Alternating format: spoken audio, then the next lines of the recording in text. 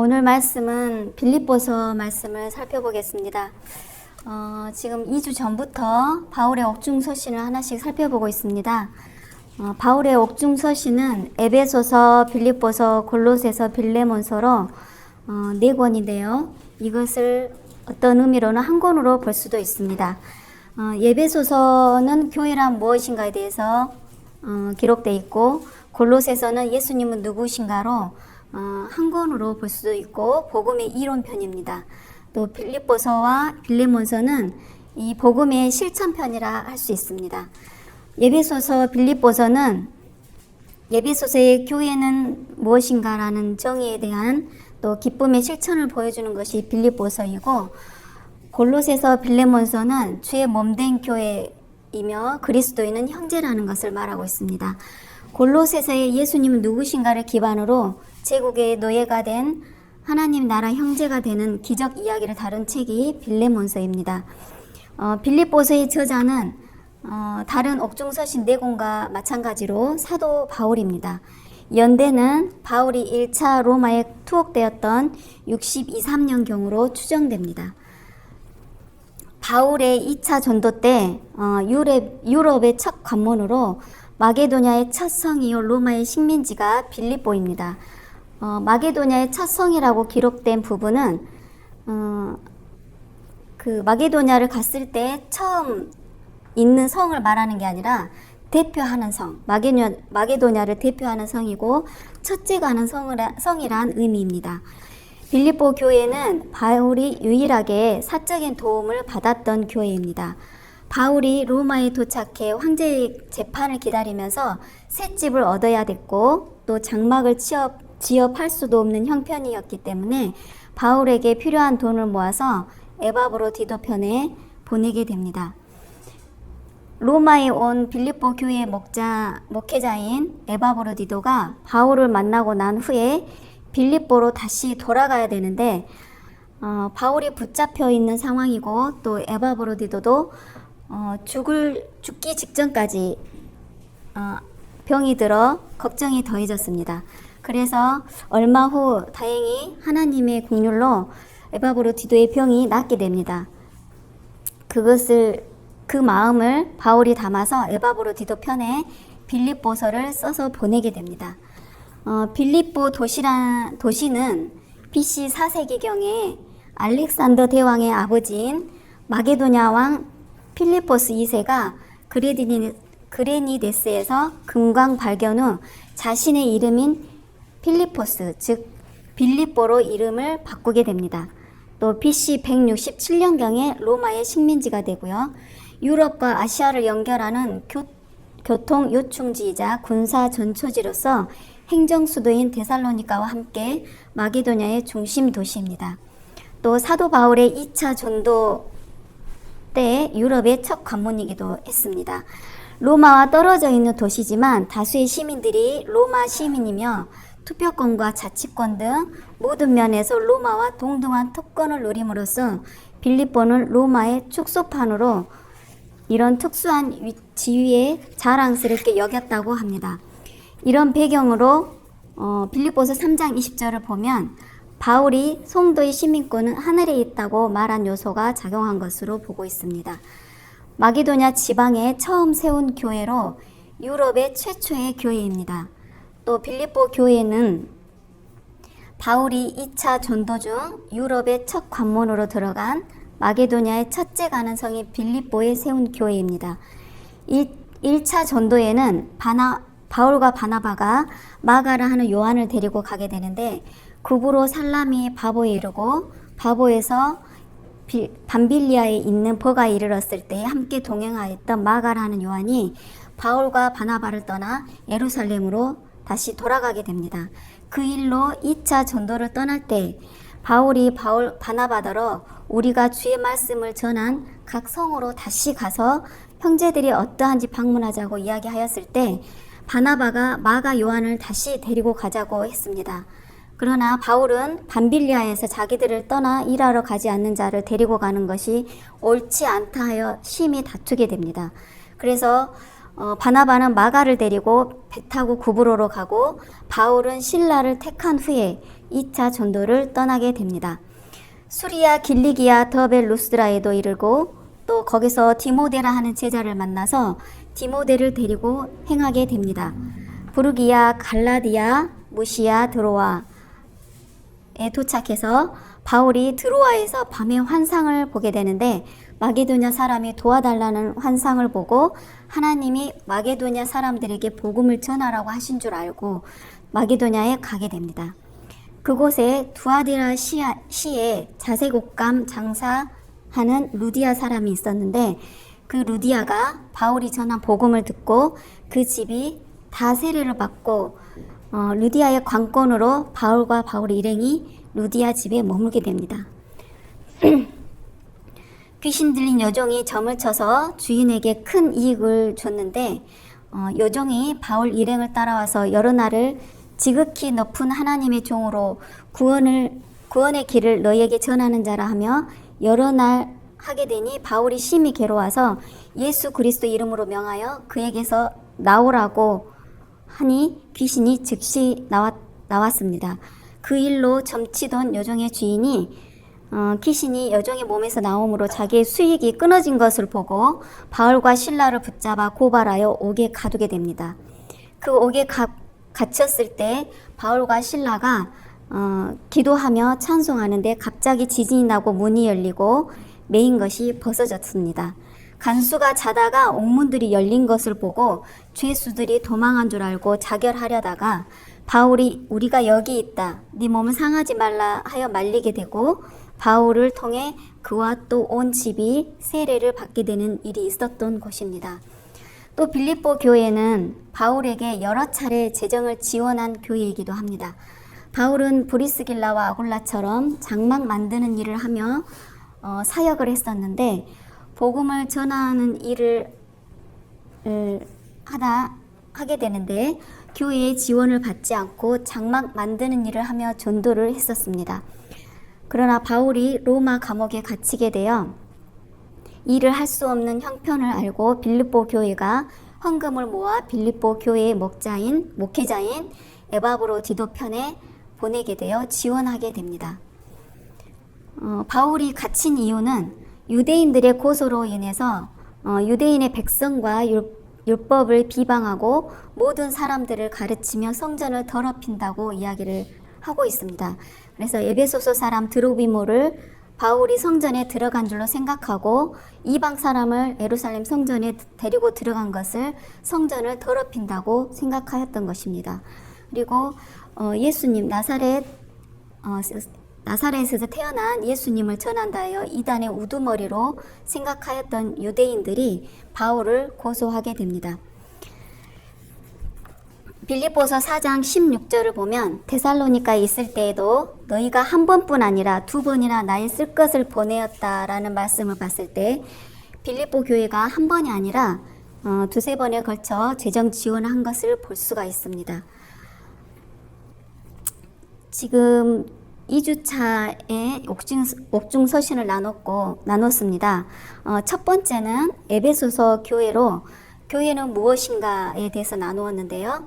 아담 타락 이후 온 인류가 죄에 들어옴으로 모든 인간이 사망할 수밖에 없고 하나님과의 관계가 단절되었지만 하나님의 독생자이신 참 하나님이시고 참 인간이신 예수님께서 죄 없으신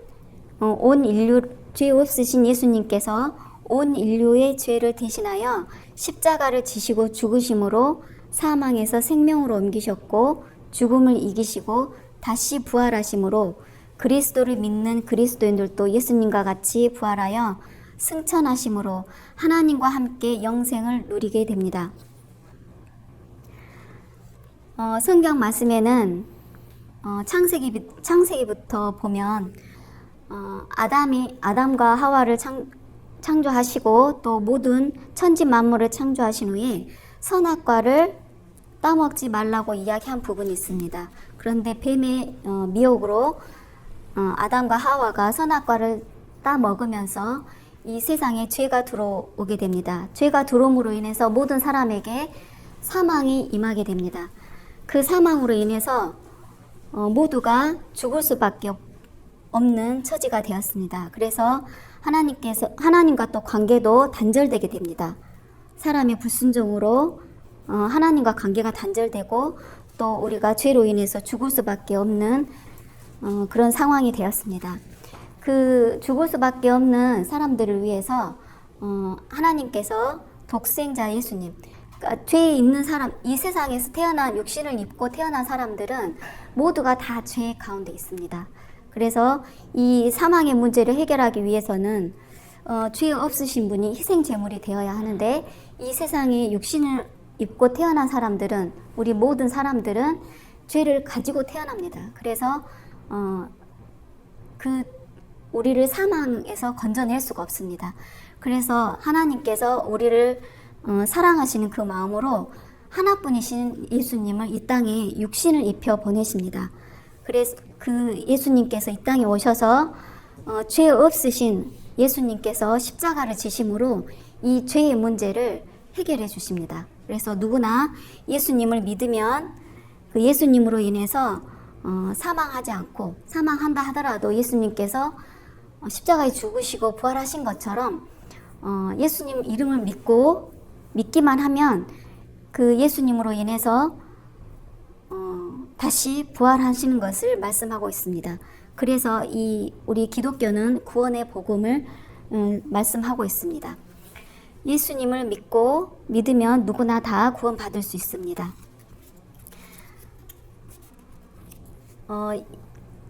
예수님 그리스도를 믿는 모든 자들이 예수 그리스도를 믿는 사람들의 모임, 공동체가 부름받은 자들의 모임인 교회가 탄생되게 됩니다. 그래서 예수님을 믿는 사람들이 모인 곳이 교회입니다. 그 예수님의 희생으로 단절되었던 하나님의 관계가 또 회복되고, 누구나 예수 그리스도를 구주로 믿으면 영접하고 하나님의 자녀가 되고 신분의 차별이 없게 됩니다. 또 하나님과 단절되었던 관계가 회복되게 됩니다. 그래서 옛 사람의 본성을 버리고 새 사람을 입어 사랑받는 자녀같이 하나님을 본받는 자가 되고, 예수 그리스도께서 사랑하신 것 같이 믿는 그리스도인들도 서로 사랑하라고 말씀하고 있습니다. 두 번째 시간에는 골로새서로 그리스인들이 모인 공동체, 교회 안에 이단이 들어와 혼란을 겪고 있는 골로새 성도들에게 이단에 대항해 참 진리이신 예수 그리스도는 누구신가에 대해서 나누었습니다. 교회의 머리가 되신 분이 예수 그리스도이시고, 또 예수 그리스도로 죄사함을 얻었고, 예수는 하나님의 형상이시며 모든 피조물보다 먼저 나시니 만물이 그에게서 창조됐고 만물보다 먼저 계시고 만물이 그 안에 함께 섰다고 말씀하고 있습니다. 죄의 본성에 따른 옛 사람을 버리고 새 사람을 입었습니다. 예수님을 믿는 모든 사람들은 옛 사람, 그러니까 예수님을 믿기 이전의 사람을 이 기독교에서는 옛 사람으로 표현을 하고 옛 사람의 본성에 따른 행동을 하게 되는데, 예수님을 믿는 사람들은 새 사람을 입고 또 새 사람에 맞는 합당한 삶을 살아가기를 말씀하고 있습니다. 새 사람을 입었으니 더럽고 추한 옛 사람의 본성을 떠나 하나님의 자녀로서 서로 사랑하고 또 성도로서 예배와 교제의 삶을 살며 하나님께 감사하라는 말씀을 골로새서를 통해 나눴습니다. 오늘 살펴볼 빌립보서는 골로새서와 같이 어떤 특정한 주제를 다루기보다는 일상생활에서 있는 일들을 다루고 있는 특징이 있습니다. 로마서, 갈라디아서, 에베소서 등은 이신득이, 예수님을 믿으면 의롭다 칭하는 것, 죄인에서 의인으로 되는 것을 말씀하고 있는데요. 이 이신득이 원리나 교회의 일치, 또 연합을 다루고 있습니다. 또 디모데 전후서, 디도서는 목회자가 교회 현장에서 갖추어야 할 자세에 대하여 다루고 있는데, 빌립보서와 골로새서는 성도들이 일상생활에서 만나는 보편적인 문제에 대해서 어떻게 행동할 것인가에 대해서 다루고 있습니다. 빌립보서는 앞서 간단하게 말한 것 같이 로마 감옥에 갇힌 바울에게 빌립보 성도들이 보낸 헌금을 전달하고 바울을 돌보기 위해 파송되었던 에바브로디도가 바울을 돌보던 중에 병이 들어 거의 죽게 되었습니다. 에바브로디도와 바울로 인해 이중으로 근심이 된 빌립보 성도들에게 하나님의 긍휼로 에바브로디도가 회복되었고, 바울은 빌립보 성도들에게 위로와 안심을 주기 위해 빌립보 교회로 에바브로디도를 다시 보내게 되면서 감사와 기쁜 마음을 담아 빌립보서를 써서 보내게 됩니다. 빌립보서의 구조를 보면 1장 1절부터 26절까지는 수신자와 발신자를 밝히고 축도로 인사를 대신하고 있습니다. 또 1장 27절부터 2장 30절까지는 복음에 합당한 삶을 살 것에 대한 권면과 그에 대한 모범을 제시하고 있습니다.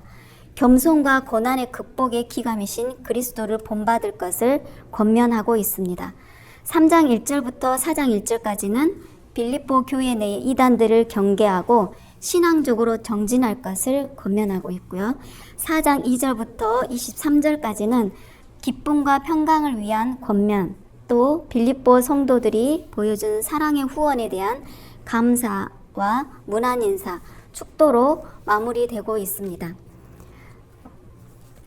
이제 2장 1절부터 18절까지 한번 합독하시겠습니다. 오늘 말씀인 2장 1절부터 18절까지 함께 합독해 보겠습니다. 시작. 그러므로 그리스도 안에 무슨 권면이나 사랑의 무슨 위로나 성령의 무슨 교제나 긍휼이가 자비가 있거든 마음을 같이하여 같은 사랑을 가지고 뜻을 합하며 한 마음을 품어 아무 일에든지 다툼이나 허용으로 하지 말고 오직 겸손한 마음으로 각각 자기보다 남을 낮게 여기고 각각 자기 일을 돌보분더러 또한 각각 다른 사람들의 일을 돌보아 나의 기쁨을 충만하게 하라. 너희야만의 이 마음을 품으라.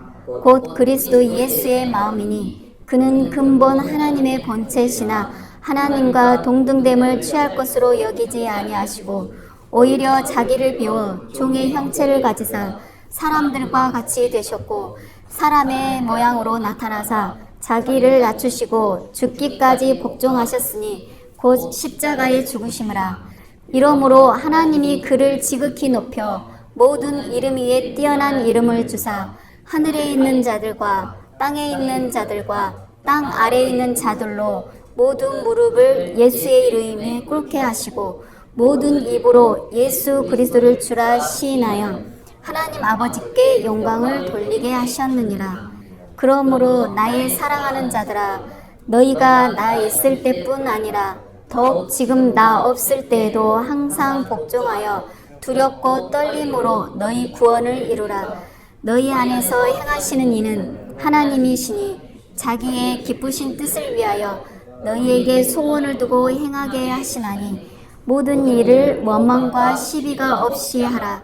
이는 너희가 흠이 없고 순전하여 어그러지고 거스르는 세대 가운데서 하나님의 흠없는 자녀로 세상에서 그들 가운데 빛들로 나타내며 생명의 말씀을 밝혀 나의 다름질이 헛되지 아니하고 수고도 헛되지 아니하므로 그리스도의 날에 내가 자랑할 것이 있게 하려 함이라. 만일 너희 믿음의 재물과 섬김 위에 내가 나를 전제로 드릴지라도 나는 기뻐하고 너희 무리와 함께 기뻐하리니 이와 같이 너희도 기뻐하고 나와 함께 기뻐하라. 아멘. 빌립보서 1장 27절 30절을 보면 그리스도의 복음에 합당하게 살 것과 또 복음 신앙을 위하여 협력하는 것, 고난에 굴하지 않는 굳건한 용기를 가질 것을 권면하고 있습니다. 빌립보 성도 역시 바울이 겪는 고난에 동참하고 있다고 말하고 있으며 그리스도 안에 한 동역자임을 인식시키고 같은 복음을 위해 싸우는 그들이 복음 안에서 하나 될 필요가 있는데도 불구하고 내부적으로는 다툼과 분쟁이 있다고 말하고 있습니다. 그래서 그리스도 안에서 하나 될 것을 2장 1절부터 말하고 있고 또 겸손의 본이 되신 예수 그리스도를 본받을 것을 이야기하고 있습니다. 교회가 분열을 극복하고 하나 될 수 있는 네 가지를 이야기를 하고 있는데요. 그리스도 안의 권면, 사랑의 위로, 성도의 교제, 긍휼과 자비를 말하고 있습니다. 2장 1절을 읽어보면 그러므로 그리스도 안에 무슨 권면이나 사랑의 무슨 위로나 성령의 무슨 교제나 긍휼이나 자비가 있거든 이라고 말씀하고 있습니다. 여기서 권면은 파라클레시스로 가까이 부름의 의미를 나타냅니다. 성경에서는 권고나 훈계, 위로와 위안 등의 의미로 쓰이고 성령을 지칭하는 보혜사 파라클레토스도 같은 어근을 가지고 있습니다. 또 사랑의 무슨 위로는 교회가 분열과 분쟁을 극복하고 하나 될 수 있는 두 번째 이유입니다. 빌립보 교인들이 이미 그리스도 안에서 사랑의 위로를 받았다는 데 있습니다. 권면은 그리스도 안에서 말씀으로 격려하고 교훈해야 함을 강조하고 있고, 위로는 그를 진정으로 위하는 사랑에 기초하여 행해져야 함을 강조하고 있습니다. 또 성령의 무슨 교제는 빌립보 성도들은 이미 그리스도 안에서 성령을 통한 교제를 누리고 있었습니다. 성령 안에서 교제는 몸된 그리스도의 지체가 모인 사랑의 유기체로 교회의 생명과도 같습니다. 교회는 한 개인의 이익을 목적으로 모인 단체가 아니라 예수 그리스도로 하나가 되어 한 성령으로 거듭나 한 몸을 이루고 있습니다. 그래서 다툼과 분열이 있어서는 안 되는 것입니다. 성령의 교제는 두 가지 의미가 있습니다. 하나는 성도와 성령 사이의 교통을 말하고, 또 하나는 자연스럽게 이루어지는 성도 상호 간의 교제를 말합니다. 긍휼과 자비를 보겠습니다. 긍휼은 애정, 온유, 동정, 친절 등의 마음을 나타냅니다. 자비는 연민, 자비, 동정심 같은 감정을 말하는데요. 빌립보 성도들은 하나님의 따뜻한 애정과 동정을 경험하고 있었습니다. 그들이 받은 하나님의 긍휼과 자비를 행할 때 하나님이 원하시는 일치를 이룰 수 있다고 말씀하고 있습니다. 그래서 2장 2절부터 4절은 한 마음과 한 뜻을 품으라고 말씀하고 있고, 자기를 낮추고 남을 높이라, 또 서로를 돌보라고 이야기하고 있습니다. 서로를 돌본다는 것은 주의 깊게 살피라는 것을 말씀하고 있습니다. 2장 2절에 마음을 같이하여 같은 사랑을 가지고 뜻을 합하며 한 마음을 품어라고 말씀하고 있습니다. 마음을 같이 한다는 것은 같은 생각을 한다는 표현으로 빌립보서에는 10번이나 사용되고 있습니다. 성도 간의 지성과 감정과 의지까지 모두 일치하여 협력해야 하는 것을 권면하고 있습니다. 여기에 사랑을 가지라고 말씀하고 있는데, 그리스도께서 우리에게 보이신 사랑으로 교회의 분열과 분쟁을 극복하고 그리스도 안에서 교회를 세워나가야 하는 것을 말하고 있습니다. 2장 3절, 아무 일에든지 다툼이나 허영으로 하지 말고 오직 겸손한 마음으로 각각 자기보다 남을 낮게 여기라고 말씀하고 있습니다. 겸손한 마음으로 자기보다 남을 높여주라고 이야기하고 있고, 예수님께서 먼저 보이셨고 예수님을 본받아 행해야 될 줄을 믿습니다. 또 2장 4절, 각각 자기 일을 돌아볼 뿐더러 또한 각각 다른 사람들의 일을 돌보아 나의 기쁨을 충만하게 하라고 말씀하고 있습니다. 자신의 일에만 관심을 가지는 사람들에게 다른 사람의 일에도 관심을 기울이라고 권고하고 있습니다. 돌아본다라는 이 말은 주의 깊게 바라보다, 지켜보다, 주시하다, 관찰하다, 유의하다라는 뜻입니다. 따라서 돌아보다라는 것은 주의 깊게 살피는 것을 말씀하고 있습니다. 2장 5절부터 8절 말씀 한번 보겠습니다. 너희 안에 이 마음을 품으라. 곧 그리스도 예수의 마음이니 그는 근본 하나님의 본체시나 하나님과 동등됨을 취할 것으로 여기지 아니하시고 오히려 자기를 비워 종의 형체를 가지사 사람들과 같이 되셨고 사람의 모양으로 나타나사 자기를 낮추시고 죽기까지 복종하셨으니 곧 십자가에 죽으심이라. 빌립보 교회가 서로 분쟁하고 다투는 이 상황에서 서로를 높이라고 이야기를 하면서 겸손하기를 권면하고 있습니다. 그래서 겸손의 본이 되신 예수 그리스도를 이 부분에서 말씀하고 있는데요. 너희 안에 이 마음을 2장 5절에 너희 안에 이 마음을 품으라고 이야기를 하고 있는데 그리스도 예수 안에 있는 마음을 품으라는 말씀입니다. 마음을 품으라는 뜻은 추구하다, 얻으려고 애쓰다, 중요하게 여기다라는 것으로 이것을 얻으려고 애써라, 전념해라라는 의미가 됩니다. 바울은 기름 부음을 받으신 그리스도 예수의 모범을 따르도록 촉구하고 있습니다. 2장 5절 예수 그리스도의 마음 안에도 이것이 있었다라는 것을 말하고 있습니다. 6절에는 그는 근본 하나님의 본체시나 하나님과 동등됨을 취할 것으로 여기지 아니하시고, 이 부분에는 자기 비하로 인간이 되신 예수님과 인간이 되신 것과 십자가 죽음으로 구속 사역을 이루시고 또 부활 승천하셔서 영광 중에 다스린다는 내용이 이 구절에 모두 들어 있습니다. 근본이란 말은 존재하다, 뭐뭐에 있다라는 의미고요. 지금까지 존재하셨고 지금도 존재하시고 영원토록 존재하실 것이라는 의미로서 시간을 초월한 개념입니다. 그리스도는 말씀으로 선지하실 뿐 아니라 성육신하여 이 땅에 계실 때에도 하나님의 본체 안에서 또 하나님과 동일 본체로서의 신성을 가지고 있음을 볼 수 있습니다. 본체라는 것은 위쪽 모습, 형상을 말합니다. 그러나 하나님께 적용될 때에는 하나님의 가장 깊은 본질, 하나님의 본질적인 성질과 성격을 나타냅니다. 따라서 그리스도가 본체 안에 존재한다는 말은 그리스도는 영원부터 지금까지 앞으로도 영원까지 항상 하나님의 본질이시며 원래 하나님이시라는 사실을 의미하고 있습니다. 예수 그리스도는 인간을 죄와 사망 가운데서 구원하기 위하여 자기를 종의 자리까지 낮춰 인간이 되신 것을 말씀하고 있습니다. 7절에 오히려 자기를 비워 종의 형체를 가지사 사람들과 같이 되셨다라고 이야기를 하고 있는데요. 여기서 자기라는 말은 그리스도가 갖고 있는 영광, 그리스도의 독자적인 권위의 행사, 신성 등을 말하고 있습니다. 또 하나님과 동등됨 등등 여러 가지로 해석되고 있습니다. 비우다라는 것은 버렸다라는 것이 아니라 비우다, 공허하게 만들다라는 뜻이 있는데요.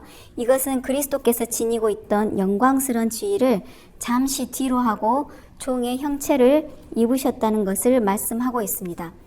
종은 하나님의 모든 말씀대로 철저하게 순종하는 종으로서 메시아를 의미합니다.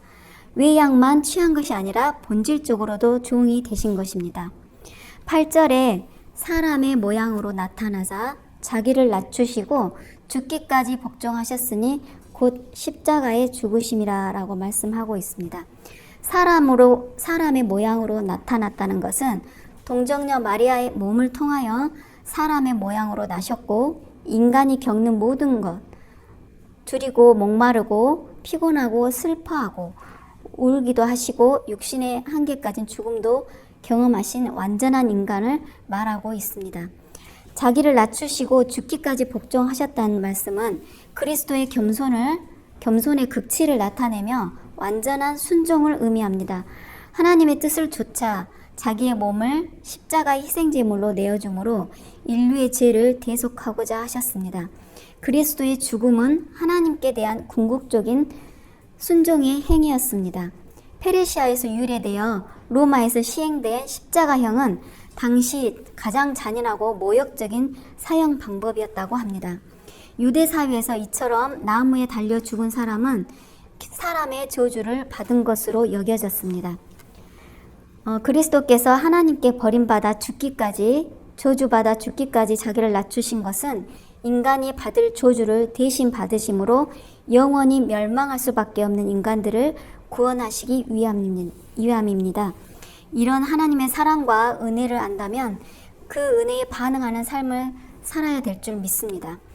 성경 말씀을 매일 묵상하며 내 자신을 하나님의 말씀에 합당하게 살아가고 있는지 점검하며 주의 말씀에 합당하게 생활하는 것이 마땅할 것입니다.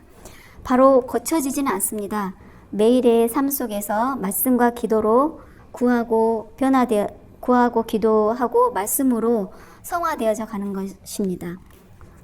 9절에 이러므로 하나님이 그를 지극히 높여 라고 말씀하고 있습니다. 2장 6절부터 8절까지는 예수 그리스도께서 자신의 신분을 낮추심을 이야기하고 있고 9절부터 11절까지는 하나님께서 예수님의 신분을 높이시는 것을 말씀하고 있습니다. 하나님은 예수 그리스도를 높이시기 위해 낮추신 것이 아니라 그리스도께서 자발적으로 낮추셨기에 높이신 것입니다. 그렇듯 빌립보 성도들도 자기를 낮추는 자가 높아질 것이고 또 그리스도를 본받는 것을 말씀하십니다. 모든 이름 위에 뛰어난 이름을 주사라는 부분에서 이름은 단순히 명칭만을 의미하는 것이 아니라 성격과 신분을 나타내고 하나님의 아들이신 그리스도 이름에 합당한 지위와 이음을 말합니다. 모든 이름 위에 뛰어난 이름이란 그리스도가 주라는 칭호를 갖고 있는 것과 우주 전체를 주관하는 주권자임을 나타내고 있습니다. 또 10절에 모든 무릎을 예수의 이름에 꿇게 하시고라는 말씀이 있습니다. 모든 무릎이란 하늘에 있는 자들, 땅에 있는 자들, 또 땅 아래에 있는 자들을 말하는 것인데 하늘에 있는 자들과 그룹과 스랍들, 곧 천사장을 포함하여 천천만만의 천사들과 이 세상을 떠나 구속받은 성도들을 말하고 있고 땅에 있는 자들은 지금 이 지구상에 있는 모든 인류를 말합니다. 또 땅 아래에 있는 자들은 정죄를 받아 지옥에 간 모든 존재, 사탄과 또 그의 세력과 불신자들을 말합니다. 즉 이 말씀은 이 모든 존재들이 예수의 이름의 권위 안에서 무릎을 꿇는다는 것입니다. 11절에 모든 입으로 예수 그리스도를 주라 시인하여 하나님 아버지께 영광을 돌리게 하셨느니라 라는 말씀에서 그리스도인들은 만왕의 왕이신 예수 그리스도에게만 퀴리오스, 주라는 칭호로 경배합니다. 예수께서 만유의 통치권을 지닌 최고의 지배자이고 왕 중의 왕이신 주님으로 인정한다는 것입니다. 우주 안에 있는 모든 존재가 예수를 주로 시인하고 선포하며 하늘이나 땅에 있는 모든 피조물이 하나님께 영광을 돌리게 하신 것입니다. 12절 말씀을 보면 그러므로 나의 사랑하는 자들아 너희가 나 있을 때뿐 아니라 더욱 지금 나 없을 때에도 항상 복종하여 두렵고 떨림으로 너희 구원을 이루라. 너희 안에서 행하시는 이는 하나님이시니 자기의 기쁘신 뜻을 위하여 너희에게 소원을 두고 행하게 하시나니 모든 일을 원망과 시비가 없이 하라. 이는 너희가 흠이 없고 순전하여 어그러지고 거스르는 세대 가운데서 하나님의 흠없는 자녀로 세상에서 그들 가운데 빛들로 나타내며 생명의 말씀을 밝혀 나의 다름질이 헛되지 아니하고 수고도 헛되지 아니하므로 그리스도의 날에 내가 자랑할 것이 있게 하려 함이라. 만일 너희 믿음의 재물과 섬김 위에 내가 나를 전제로 드릴지라도 나는 기뻐하고 너희 무리와 함께 기뻐하리니 이와 같이 너희도 함께 기뻐하고 나와 함께 기뻐하라라고 말씀하고 있습니다. 12절에 항상 복종하여 두렵고 떨림으로 너희 구원을 이루라는 말씀에서 구원이라는 것은 그리스도를 영접하는 순간 마음으로 얻어지는 구원뿐 아니라 성령으로 성결케 되어가는 성화적 측면까지 포함하고 있습니다. 구원을 이루라는 말은 빌립보 교회가 완전한 모습을 이루도록 이기심이나 불화를 없애고 영적 성숙을 위해 힘쓰라는 의미입니다.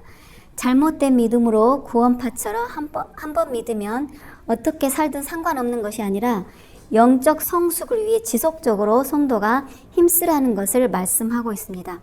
하나님 앞에서 자신의 죄성과 영적 무능력을 인정함으로 인해 두렵고 떨리는 자세로 영적 정진을 해야 한다라고 말씀합니다.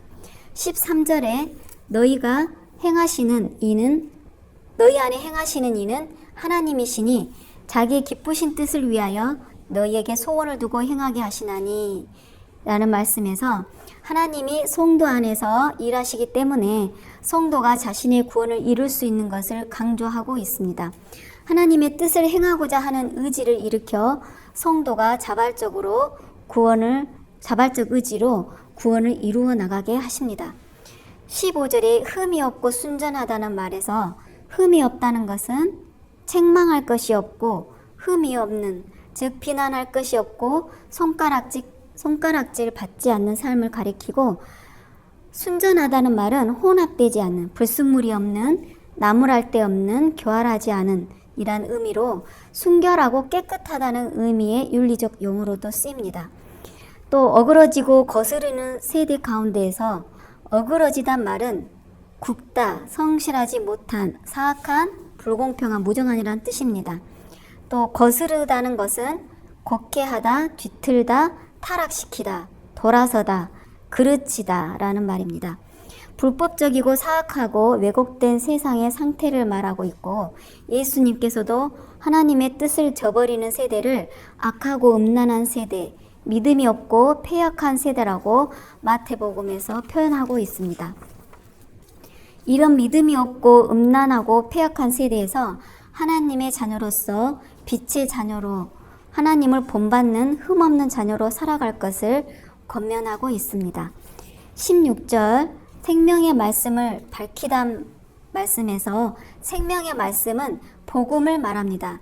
이 복음은 영적 사망에 처한 자들에게 생명을 주며 빛이 되고, 또 인생의 방향을 잃어버린 자들에게 이정표가 됩니다. 나의 다름질이 헛되지 아니하고 수고도 헛되지 아니하므로 그리스도의 날에 내가 자랑할 것이 있게 하려 함이라는 말씀은 사도 바울의 전도 여정 속에서 얼마나 쉼없이 충성되이 행하였는지를 볼 수가 있습니다. 다메섹에서 예수님을 만난 후로 자신에게 맡겨진 사명을 위해 쉬지 않고 앞만 보고 다름질하였습니다. 그래서 그리스도의 날, 최후 심판의 날에 자랑할 것이 있게 한다고 말하고 있습니다.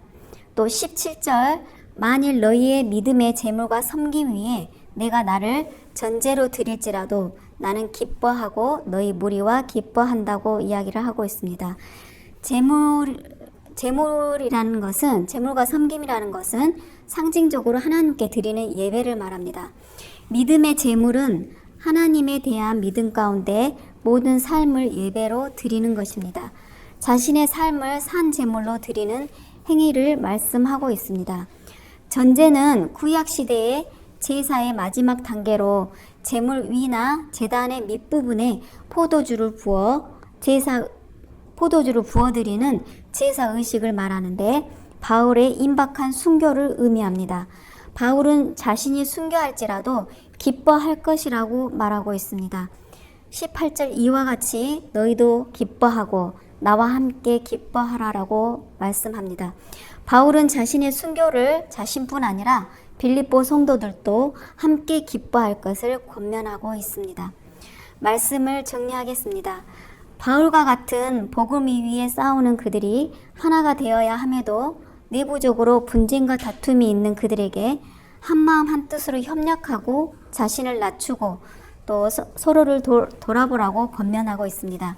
겸손의 본이신 예수 그리스도께서 하나님과 본체시나 하나님과 동등됨을 취할 것으로 여기지 아니하시고 종의 형체로 낮아지시기까지 십자가에 죽기까지 복종하신 예수님을 말씀하고 있으며, 예수 그리스도를 믿고 주님이시라고 고백하고 있는 모든, 입으로 시인하는 모든 자들에게 하나님께 영광을 돌리게 하셨다고 말씀하고 있습니다. 하나님의 사랑과 예수 그리스도의 은혜를 기억하고 그리스도의 복음에 합당하게 생활하며 또 힘써서 구원을 이뤄가야 합니다. 구원받은 성도는 하나님께서 끝까지 구원을 이루시나 성도가 자발적으로 힘써야 한다는 것을, 지속적으로 힘써야 한다는 것을 말씀하고 있습니다. 어그러지고 거스르는 세대 안에서 하나님의 흠없는 빛의 자녀로 행하고 우리의 삶 자체가 예배가 되어져야 할 것을 권면하고 있습니다. 바울은 자신의 순교까지도 기뻐하라고 합니다. 참빛 공동체 모두가 예수님의 십자가 사랑을 잊지 않고 매일의 삶이 그리스도인으로 서로 사랑하며 동역하는 주의 사랑스러운 자녀가 되시길 소망합니다.